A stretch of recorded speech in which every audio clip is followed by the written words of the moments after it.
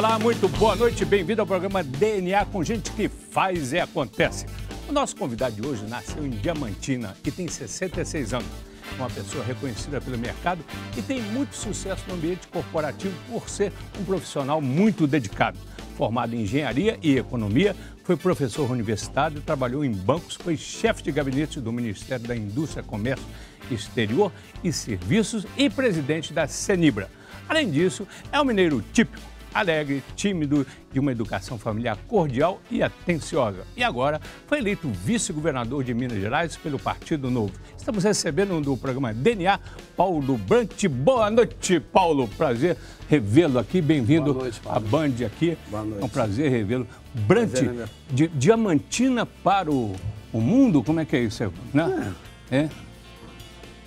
O destino do mineiro é ser do mundo, né?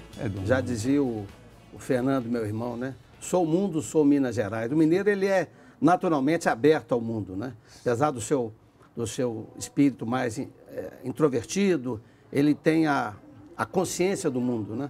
Nós sempre apesar das montanhas... Apesar das montanhas. A gente imagina o mundo e gosta de viver de maneira global. Mas o quê?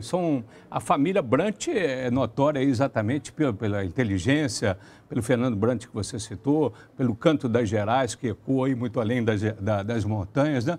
Mas que dizer, esse DNA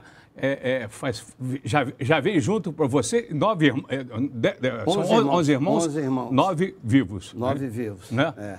A partir de Diamantina, todos eles? Não, Diamantina são 2. Meu pai é de Diamantina, meu avô, meu bisavô, mas como meu pai era juiz, então ele morou em 5 cidades. E ele sempre homenageava cada uma. Uberaba, eu tenho irmão que nasceu em Uberaba, tenho irmão que nasceu em Caldas, tenho irmão que nasceu em Pitangui. Em cada cidade, meu pai homenageava com 1 ou 2 filhos. E o que veio ali do sangue dos Brant? O que veio aí, os valores de berço aí? Não, aqueles valores bem mineiros, né? Do amor pela arte, pela cultura, né? Pelos valores de Minas Gerais, pela simplicidade, né? Pela integridade, pela sinceridade, pelo prazer de conviver, né? De fazer amigos. O pai, com o nome do pai? Meu pai é Dr. Moacir Brant. E a mãe? Yolanda. Yolanda. Rígidos? Rígidos, mas doces. Doces, né? Eles colocavam limites, mas com muita doçura. Com muito... Meu pai, quando ficava com raiva, ele abaixava o tom de voz. Olha aqui, que coisa. Quando ele falava mais baixo, é porque ele estava mais chateado com a gente. E a mãe? A mãe era mais rígida. Rígida. Mas cobrava estudar muito? O que é hoje? Não precisava. Essa inteligência da família, como é que já veio? Não precisava cobrar, não, porque todo mundo gostava de estudar. Meu pai sempre leu muito. Minha casa tinha uma particularidade, realmente eram casas, não eram muito grandes, 11 filhos, né? Então dormiam 2 ou 3 em cada quarto. E o maior cômodo da casa sempre era a biblioteca. Meu pai chegava, e a gente mudou muito, né? Ele escolhia o melhor cômodo, o maior cômodo era o cômodo da biblioteca. Isso. Bacana. Então isso é uma coisa simbólica. Isso a partir de Diamantina. Apesar de pouco tempo, né? Que você eu morei lá 4 anos. 4 anos. Mas tem um casarão que você falou, que por sinal incendiou. O casarão do meu bisavô sofreu um incêndio há 30, 40 anos atrás. E a família doou para a Caixa Federal, que reconstruiu dentro dos padrões, porque era um imóvel tombado. Tá. Mas da infância em Diamantina, você lembra pouco? Eu lembro um pouco, lembro raramente, lembro das procissões, a procissão da Semana Santa, que são muito marcantes, né? A procissão da Sexta-feira da Paixão, que é maravilhosa. Então, tenho fragmentos, mas quando eu vou a Diamantina, eu sinto que o coração pulsa diferente. Mas aí vai para um carnaval agora? Eu vou para carnaval, vou para Semana Santa, Festa do Divino. Não. O coral lá, como é que chama? A Vesperata. A Vesperata. Né? E tá aí. Mas então a infância mesmo foi marcada em Belo Horizonte. A partir de que bairro? Bairro dos Funcionários. A gente morava ali na rua Grão-Pará. São Lucas Funcionários, ali perto do Colégio Arnaldo. Tá, você estudou no Arnaldo? Estudei no Colégio Arnaldo. Tá. E ali o quê? Fora do colégio ali, subia naquelas torres ali, fazia confusão? Não, o Colégio Arnaldo era um colégio muito rígido, né? Porque na minha época lá, ainda tinha padre. Os padres alemães eram muito rigorosos, né? Muito rígidos. Eram padres. E que não foi ruim, não. Eu tenho boas lembranças. Jogava muito futebol, eu gostava de jogar futebol. Tinha vários campos. Vários campos. Então eu jogava futebol de manhã, de tarde, à noite. Tinha de terra, tinha campo de futebol de salão.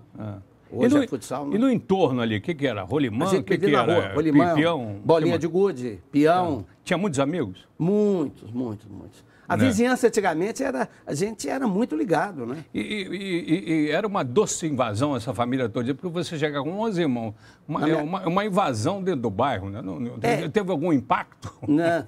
E meu pai tinha uma característica bacana, que era o seguinte, ele sempre considerava a família uma família aberta. Então, por exemplo, os meus amigos, os amigos dos meus irmãos eram considerados a família. Então, minha casa era sempre muito cheia de amigos, né?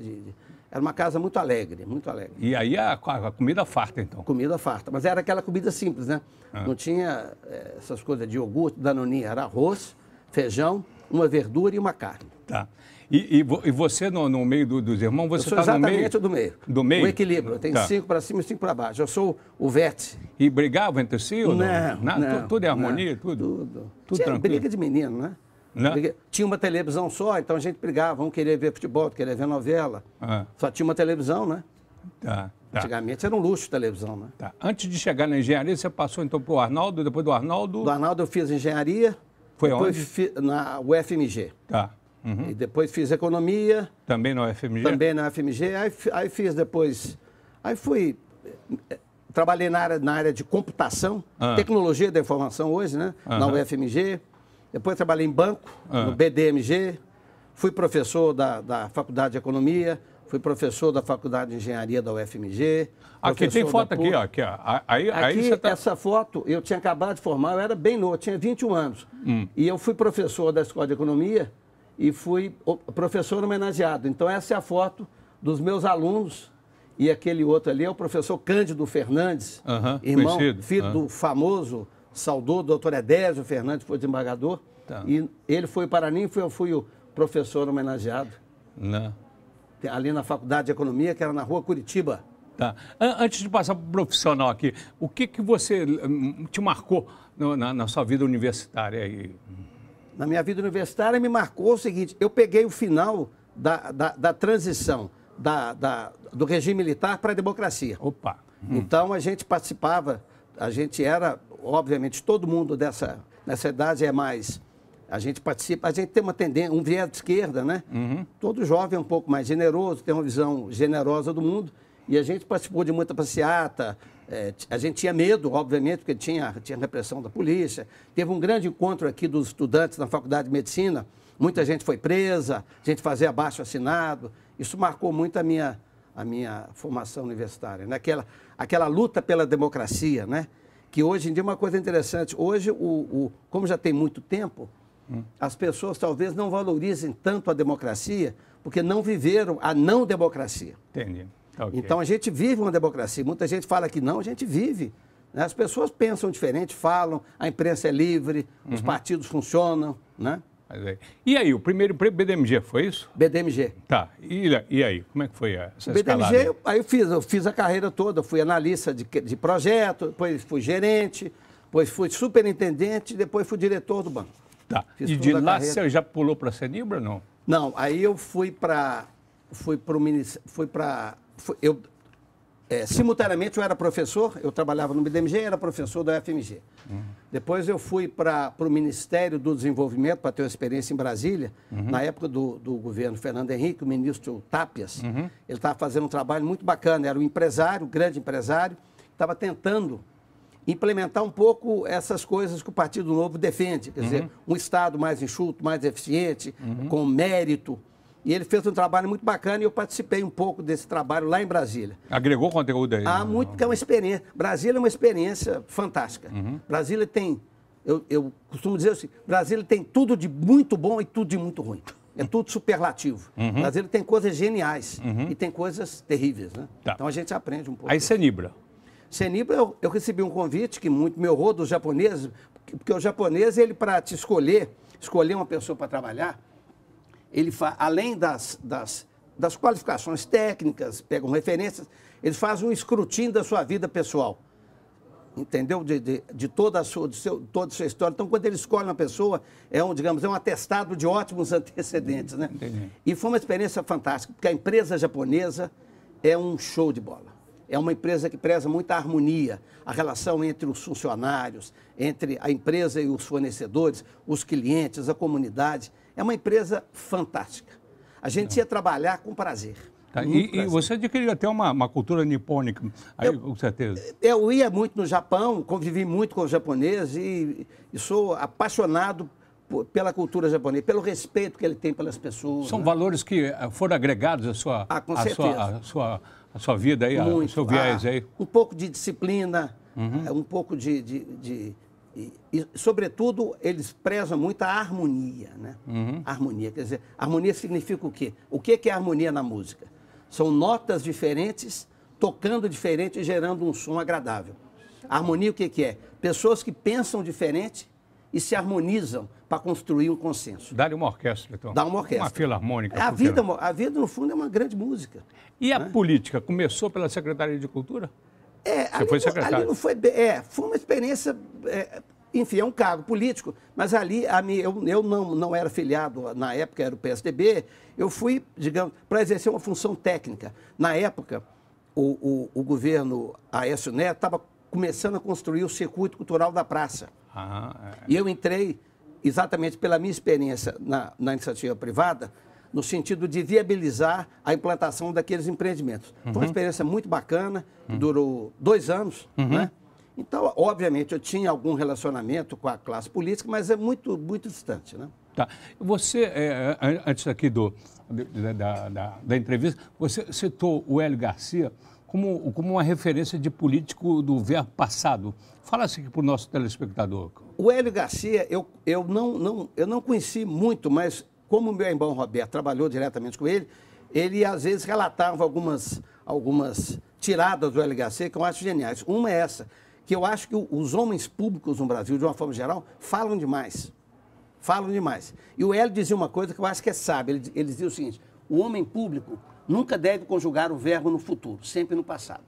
Dizia o seguinte: eu fiz, e aí explica. Porque se ele começa a falar demais, primeiro ele pode depois mudar de ideia e depois vai ficar em dificuldade para dizer que mudou de ideia.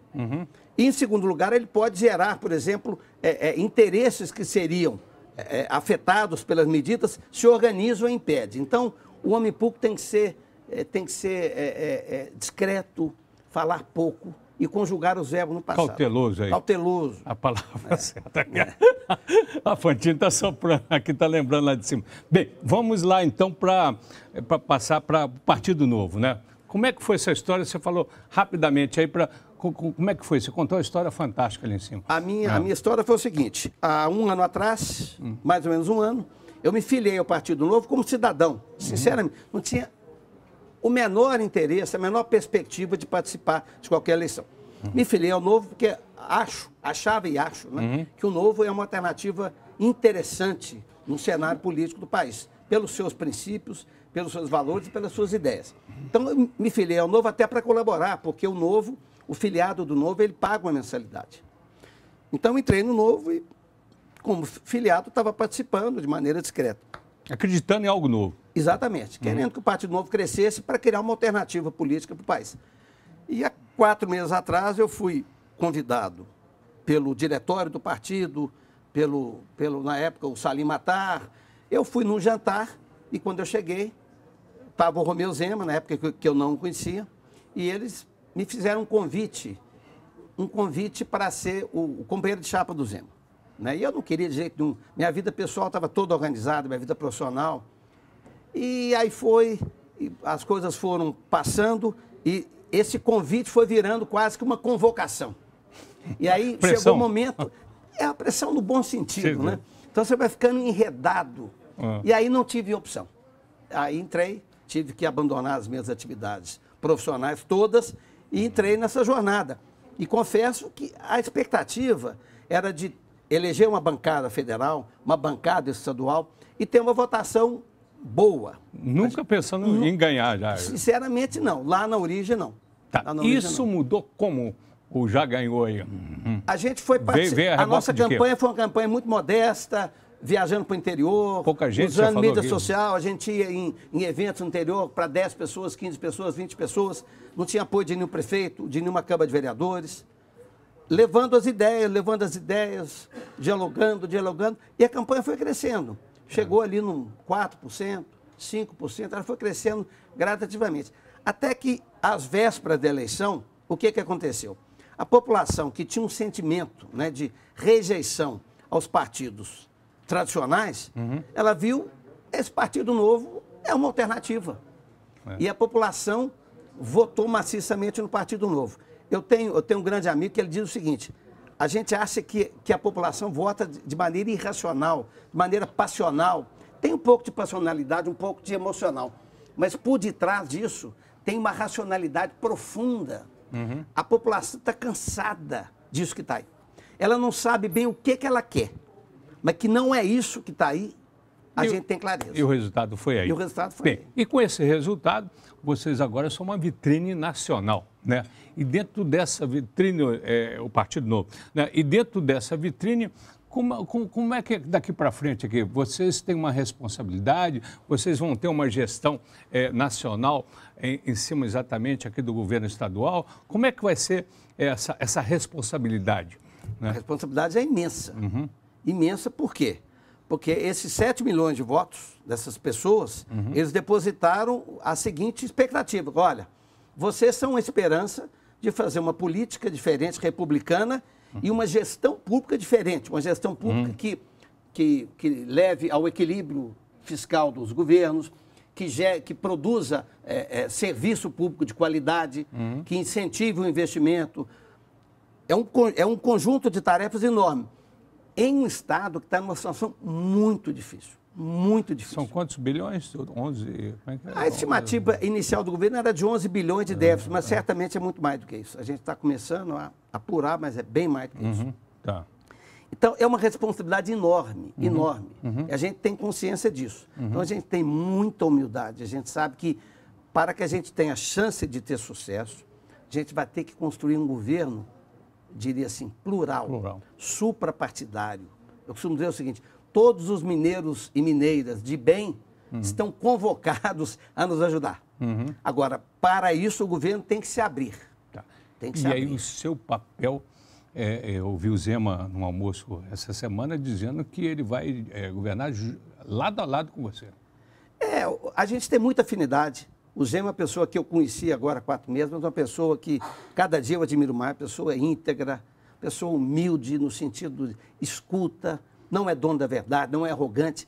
Isso é meio caminho para que as coisas deem certo, né? Tá. E eu tenho muita afinidade de valores, de ideia. Claro que a gente tem história de vida diferente, em algumas coisas a gente pode até divergir, mas isso até é bom, né?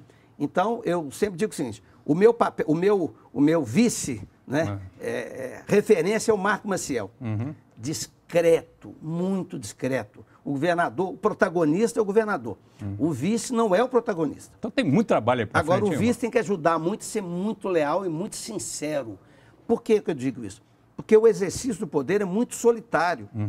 Pelas relações hierárquicas entre o governador e todos os outros executivos do governo, há um certo constrangimento do secretário, do diretor de uma empresa, digamos assim, de divergir do governador. O papel do vice é, se for o caso, discordar discretamente do governador e colocar sempre a sua posição sincera para contribuir para que o governo saia bem. Mas na formação vocês estão trabalhando junto? A gente está junto, a gente conversa muito, a gente dialoga muito, a gente conversa o tempo todo, né? Tá, então vamos mudar um pouco, virar a página aqui. O que você falta alcançar profissionalmente a partir dessa página? Não, eu acho que a gente nunca alcança, né? Eu acho que a vida é um constante melhorar, né? Melhorar. Eu vi outro dia uma entrevista de um poeta, eu esqueci o nome dele, um poeta que morreu há um tempo atrás, eu vi uma entrevista antiga dele, esqueci o nome dele, que ele dizia o seguinte: a repórter perguntou para ele assim: como que você se define? Ele falou assim: uma pessoa que tenta cada dia ser um pouquinho melhor. Eu acho que a vida é um pouquinho, cada dia um pouco melhor. Lapidando. Cada dia um pouco melhor. Lapidando. E meu pai dizia, meu pai para mim era um grande sábio, uma referência para mim. Ele dizia o seguinte: a gente só deixa de ser jovem no dia que a gente acha que o melhor da nossa vida já aconteceu. Opa. E ele ria e falou assim: e o melhor da minha vida eu não sei o que é, mas que vem, vem. Então, se a gente achar que o melhor ainda vem, Não digo em termos de sucesso pessoal, não. Melhor em termos de conhecer melhor a vida, conhecer melhor as pessoas, ter mais amigos. A gente, cada dia, é um pouco melhor, porque a gente sabe, a gente aprende a cada dia. Né? Bonito, saiu de dentro aí. Nós vamos continuar depois do intervalo aqui com o nosso brunch. Né? Já.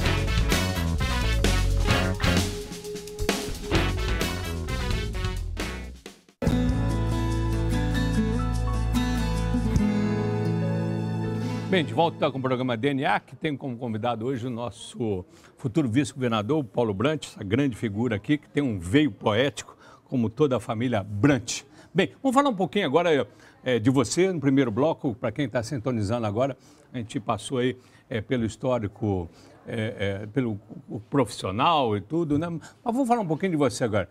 Você foi casado 2 vezes, não é isso? Fui casado 2 vezes, agora sou casado pela 3ª vez. Com a Santa Alexia. Santa Alexia. A Santa Alexia. Ai, bonita. Gente boa. E quantos filhos? Tem neto também na parada. A Alexia aí. Tem, né? 4 filhos. Aí você está onde ali? Você lembra? Ali eu estava na praia, né? Na praia, né? Eu tenho 4 filhos. 4 filhos. Aqui não são, são os filhos. São os filhos. Aí. Os filhos. Aí. 4 filhos. Né? Qual é o nome dele? O nome deles? João Paulo, Luísa, Ana Márcia e Marcelo. Marcelo. E aí depois já tem uma outra geração aí. Aí tem 3 netos. 3 netos? 2 gêmeos. Olha aí. Esse é o mais novinho. Isso é recente agora? Esse aqui já estão com 3 anos. 3 anos? O Ale e o Edu são gêmeos. E o que mudou na sua vida essa história de pai? De pai, avô, o pai é uma experiência fantástica. Os 3 aí, né? Esses são os 3. Você é coruja lá? Sou. Muito bom, gosta. A criança, ela tem uma energia. A criança tem uma sobra de energia, né? Alguém já disse uma vez que a criança tem sobra de energia e o velho tem déficit. Então você tem que colocar criança com velho para ver se equilibra. Que digo o Paulinho Navarro, com 63 anos, com um filho com 7 anos. É bom, te dá uma energia bacana. Mas e aí, a vida de casado, como é que é? Mais uma vida? Muito bom. Não, muito bom. Não. E cada dia melhor, porque você fica mais cúmplice, né? Mais companheiro. As pessoas vão se conhecendo melhor. Né? O Paulo pai, como é que é também aqui? Eu sempre fui muito presente, eu família, era tipo, meio mãe, eu saía. Eu acho que eu saía mais com os meninos do que as minhas mulheres. Ia no parque, ia no circo, ia no cinema. E hoje? Sai muito assim? Hoje menos, né? Porque... Vai para casa de família? Tem final de semana assim? Muito. A minha família se encontra normalmente na sexta-feira, na casa do meu pai. E aí, jantarada? Como é que é? Não, tomando cerveja, tomando chopp. A turma da cerveja lá? Você é da cerveja? Mas da cerveja agora um pouco do vinho. Do vinho mais também. Da cerveja. Está mais sofisticado. Então. E os hobbies aí, quais são? Eu gostava de jogar futebol, agora tá difícil porque não tem mais companheiro. Aí, não tem Fantini. Ele jogando futebol ali? Esse time. Aí. Ali, eu do lado do Luiz Gonzaga Júnior, Gonzaguinha. Tá vendo Gonzaguinha? Olha ali, rapaz. Gonzaguinha está ali do lado. Ali onde foi isso? Isso, a gente tinha um time. Que jogava em vários campos. Aí o nosso time era muito bom. Mas não é Belo Horizonte, não. Belo Horizonte. Aquele telhado lá atrás? Eu não sei se era no 12RI, no Exército. E o nosso time era bom. O Gonzaguinha era nosso capitão. Chato demais, chorava. Você era bom de bola ou não? Eu era bom. O Fernando jogava bem. E aí? Também, sei lá, no Benja, jogando futebol também. Do campeonato. Salve. Futebol é muito bom, mas hoje eu não consigo. Uma viagem inesquecível. Uma viagem inesquecível? Uma viagem inesquecível. Eu fiz uma vez um cruzeiro com meus 4 filhos, na região ali do Mar Báltico. Maravilhosa. Espetáculo. Aquela região ali, Dinamarca, Suécia. Genial. Tá, eu falei de comida lá atrás, jantarada, o seu prato preferido é comida mineira, com vinho. Gosta de comer... Com vinho? Não, vinho é queijo, né? Com vinho é queijo, mas o seu prato preferido é comida mineira? É comida mineira, tutu de feijão, né? Linguiça, lombo de porco. Qualidades aí? Qualidades. Que eu tenho? Eu acho que eu sou uma pessoa íntegra. Íntegra? Sincera. Eu não consigo mentir, nem se eu quiser. Você está lendo algum livro agora? Eu estou lendo vários, mas o livro que eu estou lendo, assim, com mais... Porque esses últimos 2 meses eu parei de ler, né? Eu estou lendo um livro sobre as novas tecnologias que chama A Nova Era das Máquinas, que fala sobre inteligência artificial, essas novas tecnologias, como que elas estão mudando a vida das pessoas e a economia. Tá, ok. É o livro que eu estou tentando ler. Tá. Como irmão Brant, você também tem um veio poético aí ou não? Tá, eu gosto de poesia. Tá. Mas não escrevo poesia. Não toca nem canta, não. Eu toco violão, mal. Mal. Tá. Defeito, eu pulei o... Defeito? Tem vários, né? Deixa eu escolher um. Tem um bicho aí?